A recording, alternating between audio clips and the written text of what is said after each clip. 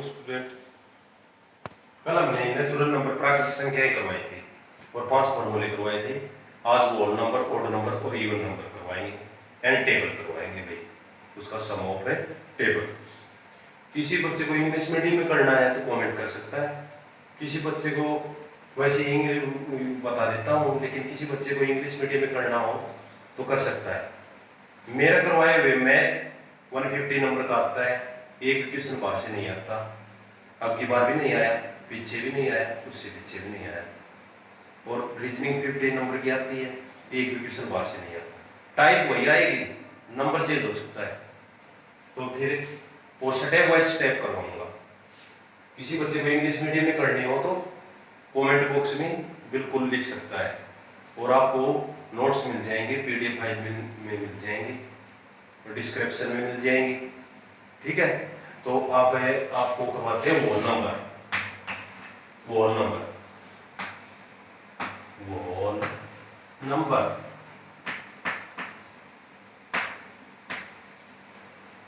वोल number क्या होता है? पूर्ण संख्याएं। वोल नंबर क्या होता है? पूर्ण संख्याएं। पूर्ण संख्या। फॉर्मूले आपको कल दिखवा दी थी, लर्न कर लिया होगा आपने, फिर से बता देता हूं। n ब्रैकेट n माइनस का 1 अपॉन में 2। आपको ये बोल दिया जाए कि 1 से यानी 1 से 50 तक की पूर्ण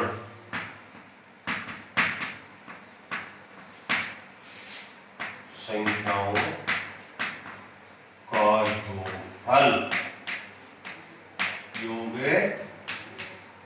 हल बताओ। तो पूर्ण संख्या निकालने का फॉर्मूला क्या होता है? पूर्ण संख्या निकालने का फॉर्मूला क्या होता है? n ब्रैकेट n माइनस का 1 अपॉन में 2। अब हम n किसको मानेंगे? n किसको मानेंगे? 1 को मानेंगे या 50 को मानेंगे? दिनेश है, गेट बंद कर दें। n किसको मानेंगे? 1 को मानेंगे या 50 को मानेंगे? तो भाई 50 को मानेंगे। नेक्स्ट है तो 50 ब्रैकेट 50 माइनस का 1 अपॉन में 2। 50 मल्टीप्लाई 49 अपॉन में 2। इसको 2 से डिवाइड करते हैं तो इसको भी 2 से डिवाइड करेंगे। 25 49 मल्टीप्लाई 25 5 9 जा 45 4 कैरी 5 4 जा 20 और 4 74 मल्टीप्लाई 2 9 जा 18 2 4 जा 8 9 5 8 और 4 12। ये हमारा आंसर आ गया। समझ में आ गया होगा? फिर है हमारा नेक्स्ट क्वेश्चन। देखिए नेक्स्ट क्वेश्चन क्या है? अगर हमें ये बोल दिया जाए कि प्रथम 18 पूर्ण संख्याओं का योगफल क्या कीजिए। पूर्ण संख्याओं का योगफल बताओ, है ना। अब की बार ने तो 1 से कहा है, ने तो ये कहा है कि 1 से 50 तक, 1 से 100 तक, 1 से 100 तक या 1 से 1000 तक नहीं कहा। इसने सीधा एक ही नंबर बोला है कि प्रथम। तो अब की बार n किसको मान देंगे? जो संख्या दी हुई है उसी को मान लो। तो क्या आ गया? 18 ब्रैकेट 18 माइनस का 1 अपॉन में 2, है ना।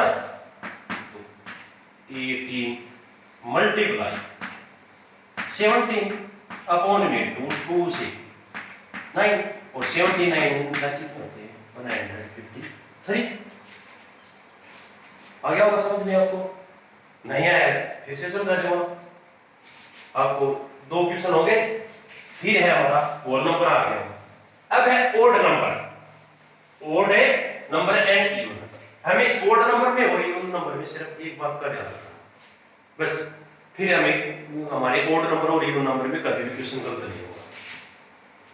वो इवन नंबर करवा देता हूँ पहले। Even number, even number, even number को क्या बोलते हैं? सम संख्या, सम संख्या, सम संख्या, सम संख्या। इसका फॉर्मूला क्या होता है? n ब्रैकेट n प्लस का 1, बस यही फॉर्मूला। अब एक ध्यान देने की बात क्या है, ये 1 2 3 4 5 6 7 ऐसे हम काउंटिंग करते लिखते हैं। तो फर्स्ट क्या होता है? 1 क्या होता है? ओड नंबर होता है। 2 क्या होता है? Even number. 3 क्या होता है? Odd number. 4 क्या होता है? Even number. 5 क्या होता है? Odd number. 6 क्या होता है? Even number. यानी एक ओड नंबर, एक इवन नंबर, एक ओड नंबर, एक इवन नंबर, एक ओड नंबर, एक इवन नंबर, इसी प्रकार से होता है ना? तो अब क्वेश्चन करते हैं।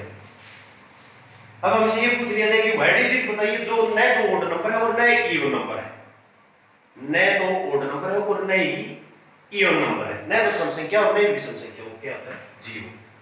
हमसे ये पूछ लिया जाए कि व्हाट इज इट, बताइए जब न तो प्राइम नंबर है और न ही कंपोजिट नंबर है, तो वह कौन सा डिजिट होता है? 1। न तो भाज्य संख्या, न भाज्य संख्या, वो कौन सा होता है? 1। और ये पूछ लिया जाए कि न तो ओड नंबर और न ही इवन नंबर, 0। कई बार बोल देते हैं कि भाई 0 इवन नंबर होता है, 0 इवन नंबर नहीं होता। किसी भी डिजिट के अंत में 0 आ जाए वह इवन नंबर होता है, नहीं कि ओनली 0 कभी भी इवन नंबर नहीं होता। 0 न तो इवन नंबर होता है और न ओड नंबर होता है। अब हम क्वेश्चन करते हैं। क्वेश्चन क्या है हमारा? 1 से 20 तक की सम संख्याओं